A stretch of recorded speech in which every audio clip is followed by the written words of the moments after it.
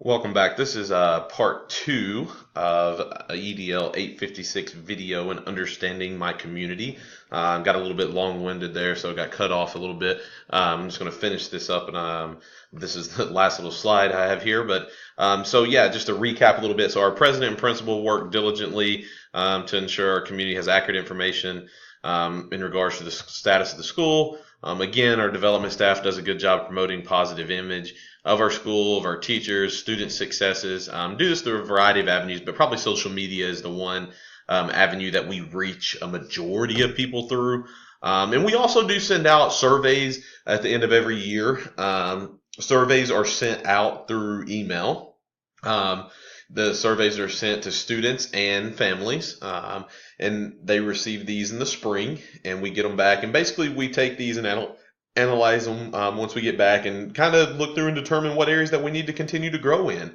And one thing good about surveys, it really does allow you to reflect on the way that you do things. And, sometimes it's hard to really open or to change some of that.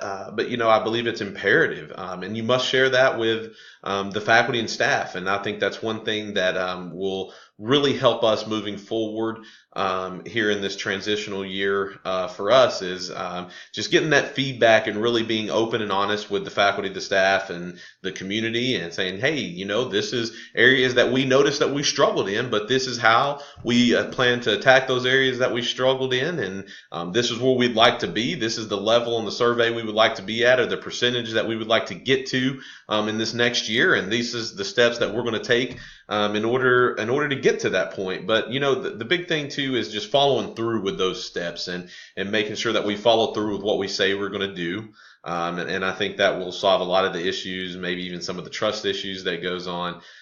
So yeah, we those surveys I think are very, very, very, very important. That feedback is imperative, and it's the only way we can grow. Unless you reflect on your practice, it's very, very hard to grow and to get better. And I'm always looking for ways to improve and ways to get better. We are in education. Education is ever changing. And so, we must continue to grow and to learn with it.